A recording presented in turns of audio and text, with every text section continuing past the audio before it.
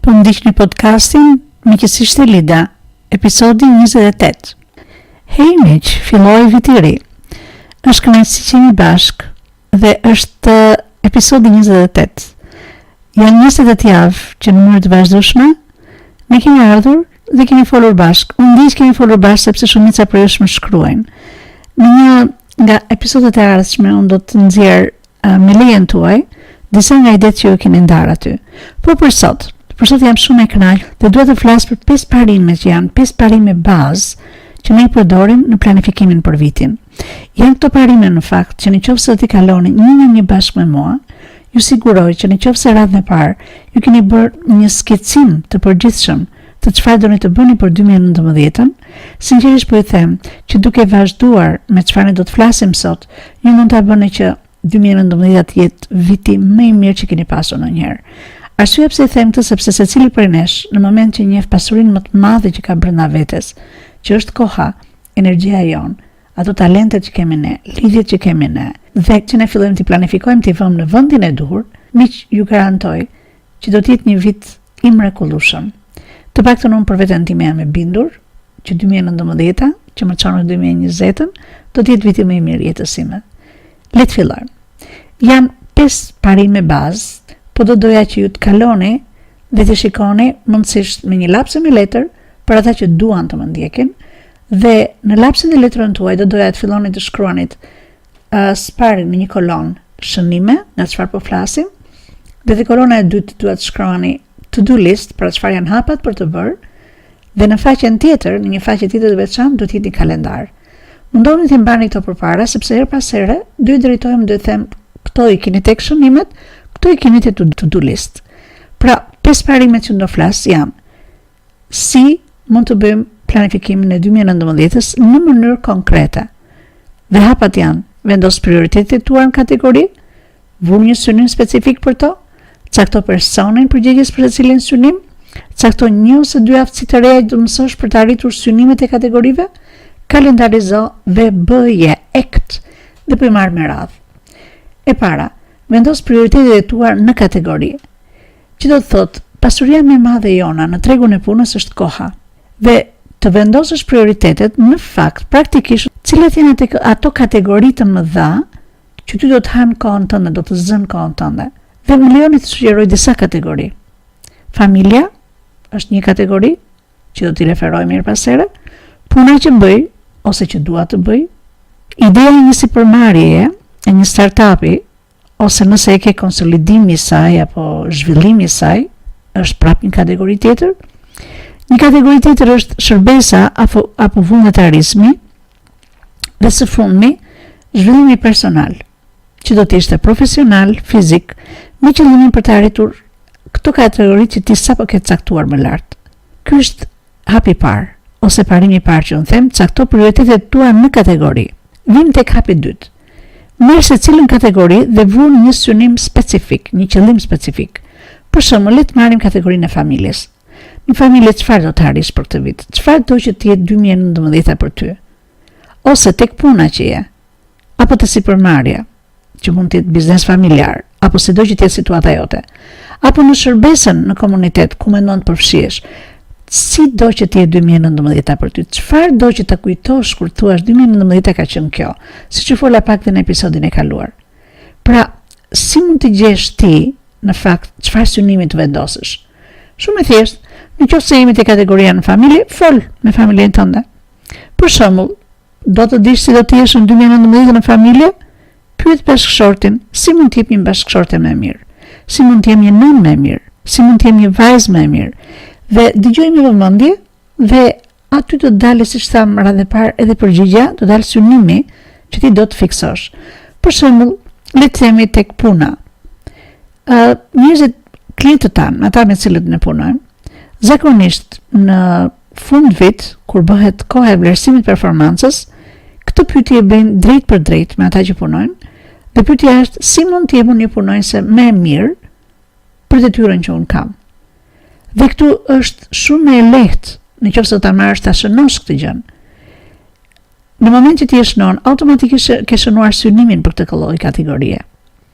Për kështu për idenë e shërbesës ose të vullnetarizmit në komunitet, ku mendon që e ke zemrën më mirë për të shërbyer?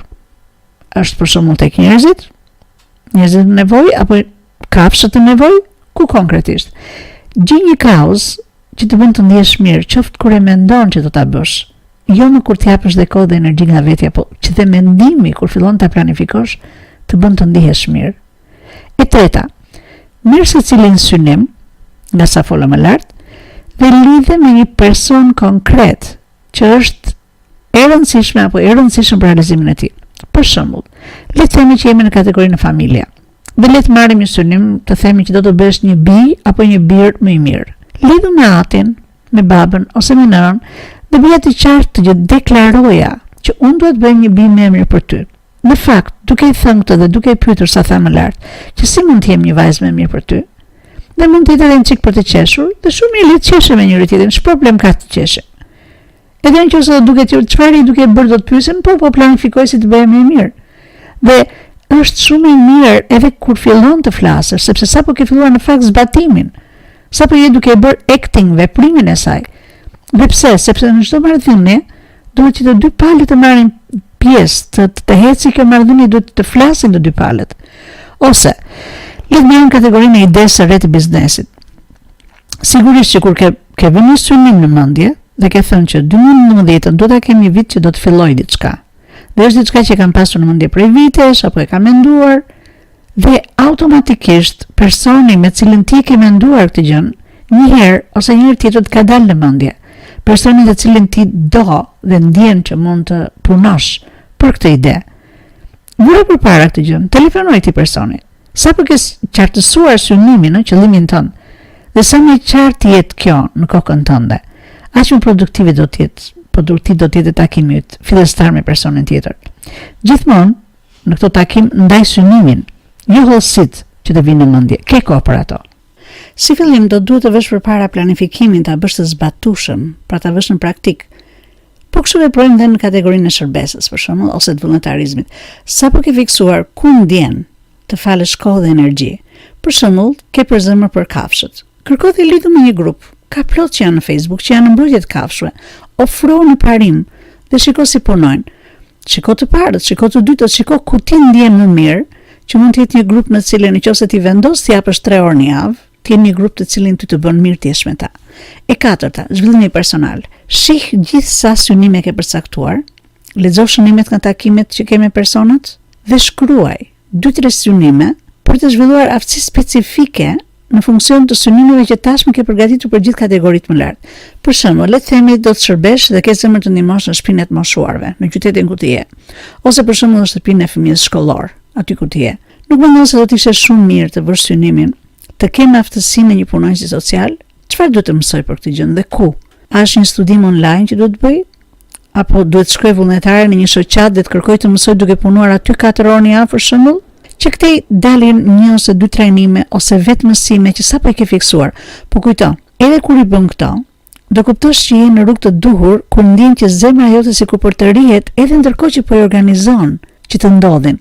Pra realisht kjo është acting, kur zemra dhe mendja jote takohen të bëjnë atë çfarë ti e krijuar të bësh. Kur si talentet e tua, si dëshirat e tua fillojnë të bashkëveprojnë. Le të marrim një nga kategoritë e tjera për ta bërë më të thjeshtë. Të themi që në familje ke vendosur një synim, siç tham, për shembull, për të bërë një bij apo një birë më i mirë. Konkretisht për këtë synim, çfarë do duhet të mësosh të bësh më mirë? Cila është aftësia që duhet të fillosh ta kesh më të mirë, më të mprehtë? Ndoshta jo shumë, ndoshta të mësosh të dëgjosh, ndoshta të mësosh të duash të bësh çfarë është mirë për të tjerët, duke dalë shpeshherë jashtë plotësimit të dëshirave të tua. Ndoshta do pyesësh dhe do marrësh vesh çfarë bën të lumtur prindin tënd. Dhe ta shënosh.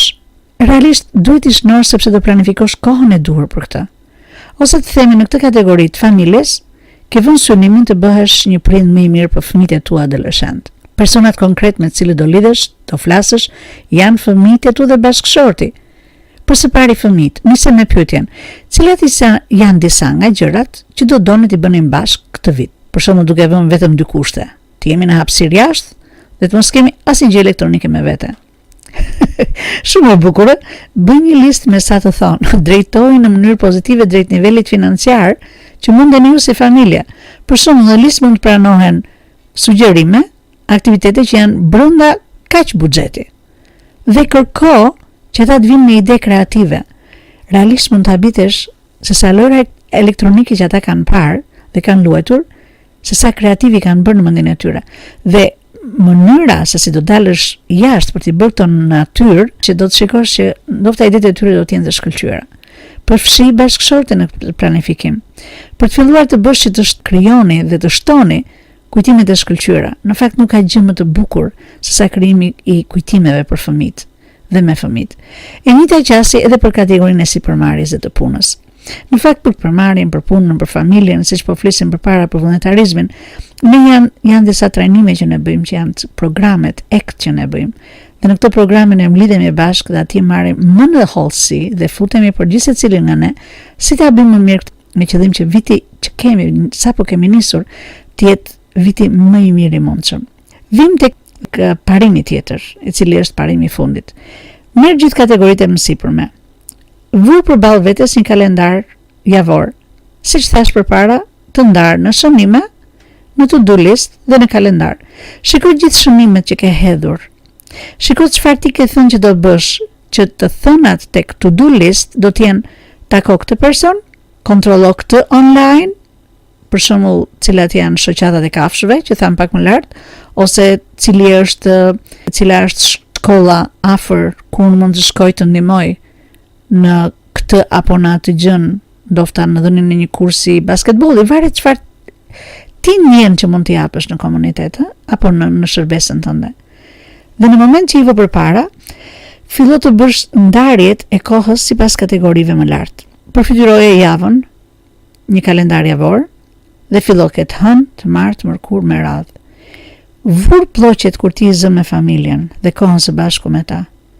Le të themi për shembull në varësi të orareve, një ditë për shembull në javë, 3 orë aktivitet me fëmijët, siç tham, në hapësirë dhe pa gjëra elektronike. Zëre këtë. Zër 2 mbasdite me prindrit, nëse objektivat që tha më lart e kishe që ti të bësh synimi, ishe që të bësh një bie apo një birë më i mirë. Zëre, cilat janë mbasditet që do zësh me prindrit. Një mbasdite do të jetë një trajnim personal, mendor ose fizik. 3 orë që ti ke vendosur të japësh ndihmë të komunitetit, apo 2 orë, apo 1 orë, në shërbes apo vullnetarizëm, caktoje, vure, dhe pastaj koha që mbetet, vur bloqet e punës. Ato bloqet të cilat janë kohore, të cilat janë të punës.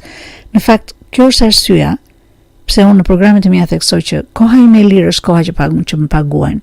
Në fakt, koha ime e lirë është koha që unë nxjerr në treg për të shitur. Koha ime e rëndësishme, prioritetet e mia në fakt janë dhe familja, siç thash pak përpara, dhe janë gjërat që varet se cili nga ne, se cilat prioritetet do vë.